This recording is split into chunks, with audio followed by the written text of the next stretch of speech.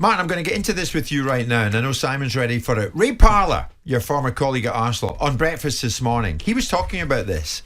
And he alluded to the fact that in Mikel Arteta's time in Wenger's dressing room, maybe has something of a bearing on how Mikel Arteta deals with certain players. He didn't like confrontation, Arsene Wenger. He didn't like having arguments. Maybe a little bit towards the end of his reign, maybe people took the mick a little bit.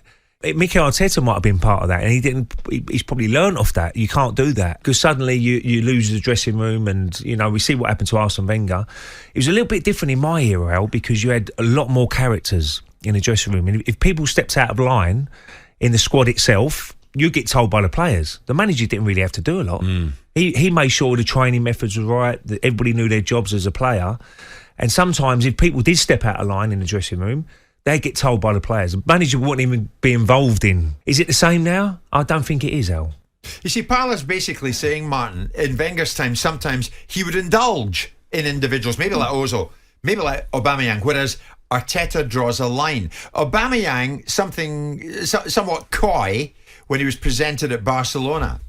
And Aubameyang says, I think the problem was only with him, Arteta. I can't say much. He wasn't happy and that's it. It happened like that. He wasn't happy. I stayed very calm and that's it. They were difficult months. For my part, I have never wanted to do something wrong. And now I think that's in the past and I want to think about the present. Yeah, good for you. The bottom line is this, Martin. Was Arteta ultimately right not to love his players when it comes to something like the Aubameyang situation? No love for you. Now you're out of line and you're gone. I see the play on the word love. Jim, when we look back at the Wenger tenure and what he inherited, the characters you could say in the dressing room, personality has been shaped for many years with quite a volatile manager in George Graham. Didn't like anyone being too nice. Was the first thing he said, you're too nice. We didn't say that about me at the end of my career, did he? Because they install in you a determination, a toughness, and you police the dressing room in terms of behaviour. Yeah. And maybe this is what this is about with Arteta. But you surely didn't want Arteta to show love to Aubameyang in this situation. Well, look, what I wanted was for him to continue to get the best from a player. That's the role of a manager, isn't it? To win games and to get the best from players. Is this decision in the best interest of Arsenal Football Club? That's all I'm looking at. There's no replacement that's come in for the striker. Arsenal are in a fight for fourth place and have an opportunity to do that.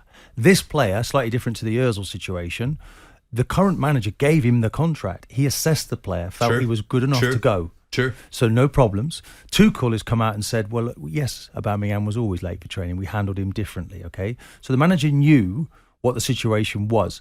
And of course, what I don't want also is the manager to get a reputation for falling out with players. I don't know of another high-profile manager that's fallen out with quite so many players. Maybe it was easy to fall out with Ozil. People say I'm picking on him.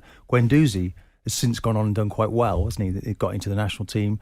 So there's one or two fallouts. Now he must there's no way back. And he may feel that he's eradicating a culture that was allowed to grow under Arsene Wenger. Now you must back that. Yes, I understand that. But at the same time, all football players are very different.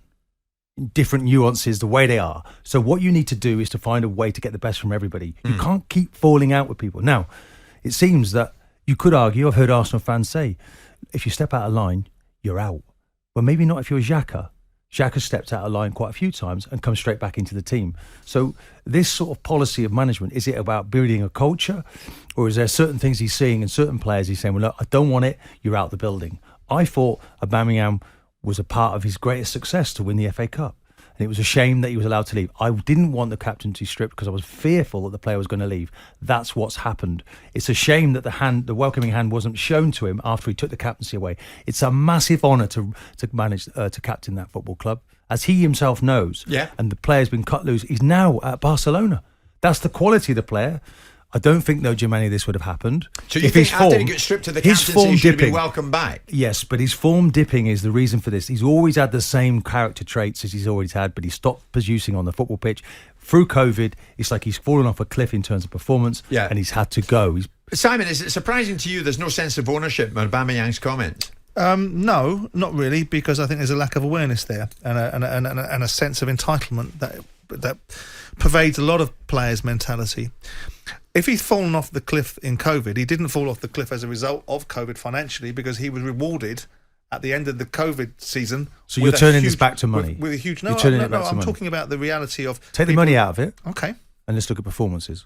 Well, I'm about to. But my point is that you were talking about the fact that COVID has affected him. And I'm saying that actually COVID affected him positively, because after the COVID season where everyone was asked to climb down, football was in financial meltdown, Pierre-Emerick Aubameyang got a pay rise, a huge pay rise. And his recognition and reward of that was to turn in a year's worth of poor performances. So when you give someone a benefit of the doubt for a period of time, you can't give it to them forever. He has to be made accountable for his performances at some time, because ultimately he's not a dancer, he's a footballer. We don't care what he does off the pitch, we care what he does on the pitch. So he's of course going to be judged by his deterioration in his form. If you then couple that deterioration in his form by tardiness, lateness, lack of punctuality, a lack of understanding of what the captain's role should really entail, all of those things are going to bring you into a space where you've got a problem with a player. You're absolutely right. Every player perhaps should have the right to be treated individually and to be able to find the buttons that get those players producing an outcome, because everybody looks bad in this. Edu looks bad in it for sanctioning the contract. Kroenke looks bad in it because they spent £58 million on a player that's gone for free. Arteta looks like he can't handle a problem player, so he deals with them in a certain way. And the player looks like a joke because he's going out the door saying, it ain't me, I did nothing wrong, I'm innocent. Nothing to do with me. That is another issue, isn't it? Because there's 3 high-profile players that the manager has fallen out with. And it's looking like, is he able to handle? I mean, I would see these as challenges. I would see it as a challenge. I think he's able to mess with Arteta. I think he's able to handle it the same way Ferguson did. But that's fair enough. Yeah. But you need to be winning games and you need to be hitting targets, don't you, at the same time? And I just feel at the moment Arsenal have left themselves wide open without a striker. They need a first-class striker. Now, is Martinelli going to go down the middle? And that might be an option. It's incredibly brave, though, isn't it? It's a bold move. Guendouzi, the behaviour was outrageous against the very fabric of Arsenal, everything Arsenal should want to stand for. They shouldn't want to be an arrogant, swaggery, bragging club with players that run around telling other players they're not even fit to lace their boots because they earn a fraction of their salary. Just to take you back on that, he wasn't good I enough for heard Arsenal that either. from high-profile players every week because they knew the Arsenal players were earning peanuts compared to the rest of the Premier League. That was the stock answer to wind you up. Every week it was mentioned by a former opponent. Right. So that's nothing new. So what Guendouzi doing was nothing new.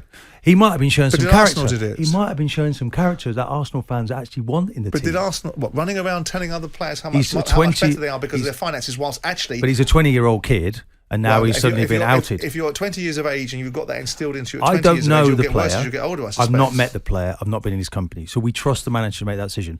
All I'm saying is, but we don't want it to falls out with them. Don't make so it a habit. Don't make it a habit. No, I think Arteta's the right man for the job. You can't shy away from things. If Ozil was a problem he inherited, Ozil was a problem that your guru allowed to get out of control, right? Wenger, by allowing him to have another contract when probably it was the wrong thing to have done, and reward him the way he did. Ivan Gazidis sanctioned this contract. Someone had to deal with Ozil. Unai Emery didn't. Come on, Arsene Wenger wasn't chopped liver. He said sign him. He didn't say put him on £350,000 a week. Chopped liver, was he? On one hand, you'll have him advocated as the managing director of the football club. In this conversation, you'll say he wasn't involved in that. Come on now, let's be consistent in our thinking.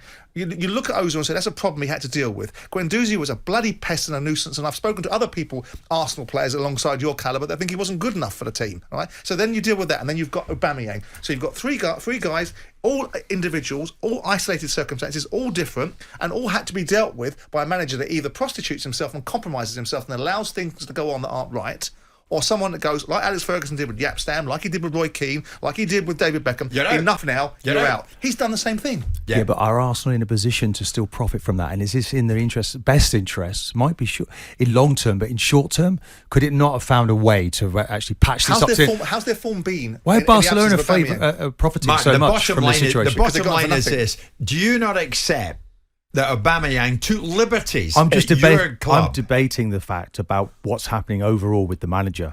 I can't be responsible for what individual people do. You behave in a certain way at a football club, and if the manager feels fit to get rid of people, that's fine. All I'm saying is don't keep making a habit of it. Other players are looking in. Are we going to Arsenal Football Club? Can we attract the big players? It's not a Pep Guardiola situation where you've got 18 fantastic players. If you don't behave, you sit out. And then we'll bring you back in. And by the way, he does that. He brings them back in. He doesn't out them. That's what's happened with Arteta. It's about getting a balance. Maybe they changed their mind and maybe they're different characters. Maybe Pierre-Emerick Aubameyang has just shown you his character by sitting at a press conference and saying, It was nothing to do with me. It was everybody else, Gus. It doesn't take ownership I for think it, what Martin. I think him wanting to leave and find another job is very different to Ozil, who wanted to just sit there and take the money. Aubameyang, I don't feel is that type of character. He's gone.